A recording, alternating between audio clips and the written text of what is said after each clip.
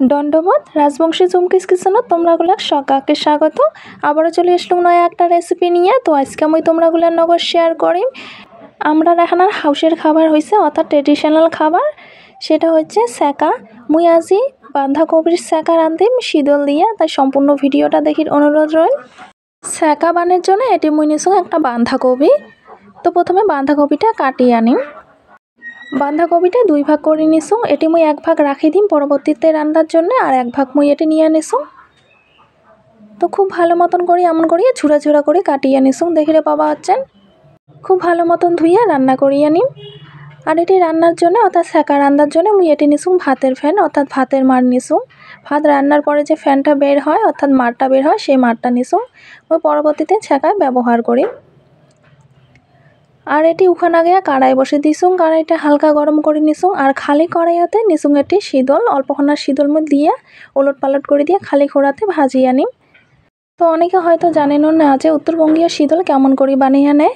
তো মোর শীতল কেমন করে বানিয়ে নেওয়া খায় সেই রেসিপিটাও মোর চ্যানেলত দেওয়া আছে, তো তোমরাগুলা চ্যানেলত যে দেখিয়ে শিরপান। তো মোর শীতলটা হয়ে গেছে, নামিয়ে নিল। আর এটি খালি কড়াইতে দিয়া দি মেলা বাঁধাকপি কাটিয়ে রাখা বাঁধাকপি দিলাম। আর বাঁধাকপিগুলো রান্নার আগে খুব ভালো মতন ধুইয়া নিছো, দিয়ে দিলাম কাঁচা লঙ্কা চেরা। আর এটি দিয়ে দিবা হচ্ছে লবণ। তো লবণ এটি দিয়া দিলাম 1 চামচ আর হাফ চামচ অর্থাৎ 1.5 চামচ লবণ দিয়া খুব ভালো মতন ওলট পালট করে দিয়ে খাটিয়ে নিম। বাঁধাকপি যেমন নর্মাল শাকে আমরা যেমন লবণ দিই তার থেকে কিন্তু অল্পখানা বেশি লবণ দেওয়া হয় সেকা রান্ধির ক্ষেত্রে। তো এলাম ওই ঢাকা দিয়ে রাখিয়ে দিন। তো ঢাকাটা মুই এলা খুলে নিবা রাখছুম 5 মিনিটের মতো ঢাকা দিয়ে রাখছুম শাকটা মজের জন্যে। তো দেখিলে বাবা হচ্ছে শাকটা অল্পখানা মজি গেছে, শাকের গাও থেকে কিন্তু জল বেরাইছে। তো এই পর্যায়ে অল্পখানা আরও ঘাটিয়ে নিলাম। ঘাটিয়ে নেওয়ার পর দিয়ে দিম এটি 1 চামচ রসুন বাটা। রসুনটা আদা থেতা করে নিছুম অর্থাৎ আদা বাটা করে নিছুম। এটি দিয়ে দিম এলা লাল লঙ্কার গুঁড়া। এই লাল লঙ্কার গুঁড়াটা দিয়ে দিবা হচ্ছে কারণ অল্পখানা সেকার কালারটা আসবে সেজন্য। আর এই লাল লঙ্কাটা দিছুম কাশ্মীরি লাল লঙ্কা গুঁড়া, কারণ এটা খুব বেশি একটা ঝাল না হয়, শুধু কালারের জন্যে। আর এটি দিয়ে দিবা হচ্ছে ভাতের ফ্যান অর্থাৎ ভাতের মার দিয়ে দিলাম 1 বাটি পরিমাণ। যে বাটির পরিমাণে ভাতের মার দিছুম সেই বাটির পরিমাণে এটি দিয়ে দিলাম জল। তো এলা খুব ভালো মতন জাল করিয়ে নেওয়া হবে। তো চৌকার আঁচ মিডিয়ামে রাখিয়া খুব ভালো মতন প্রথমে জাল করে নিম। বাঁধাকপিগুলো খুব ভালো মতন আরোখানা সিদ্ধ করিয়ে নিম জালতে। তো দেখিলে পাবা হচ্ছে খুব ভালো মতন করে জাল করিয়ে নেওয়া হয়ে গেছে, ঝোলটা কিন্তু ফুটে গেছে বাঁধাকপির। তো অল্পখানা ঘাটিয়ে নিম। ঘাটিয়ে নেওয়ার পরে আরও কিছু মশলা অ্যাড করে দিম। তো এটি যে ভাজিয়ে রাখছো শীতল খালি খোলাতে, এই শীতলটা মই দিয়ে দিম।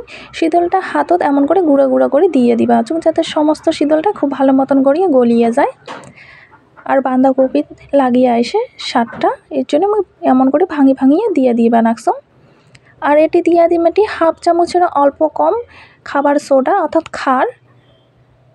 খাবার সোডা দেওয়ার পর কিন্তু খুব ভালো মতন ঘাটিতে নেওয়া হবে, না হলে কিন্তু উতাল আইসে, উতালাতে কিন্তু সমস্ত শাক পড়ে যাওয়ার সম্ভাবনা থাকে।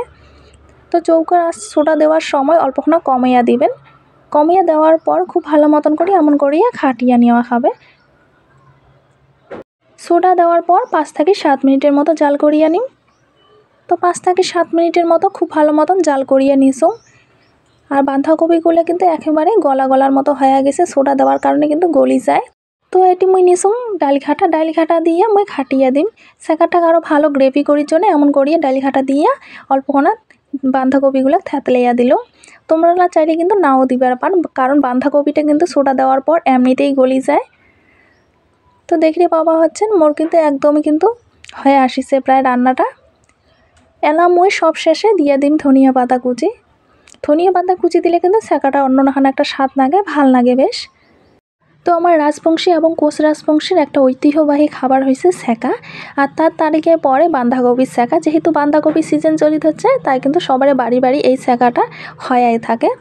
গরম গরম ভাতের সঙ্গে শীতল দিয়া বাঁধাকপির সেকা একদমই কিন্তু জমি যায়। তো সহজ এবং হেলদি রেসিপিটা তোমরাগুলো কেমন লাগিল অবশ্যই কমেন্টে জানাবেন। আর লাইক করবেন। মোর চ্যানেলটা একেবারে নতুন, তাই সাবস্ক্রাইব করে নেবেন। তো আসিম পরবর্তীতে অন্য কোনো রেসিপি নিয়ে। আজকের মতো ভিডিওটা এই পর্যন্ত। সুস্থ থাকবেন, ভালো থাকবেন। আর সম্পূর্ণ ভিডিওটা দেখার জন্য অসংখ্য ধন্যবাদ।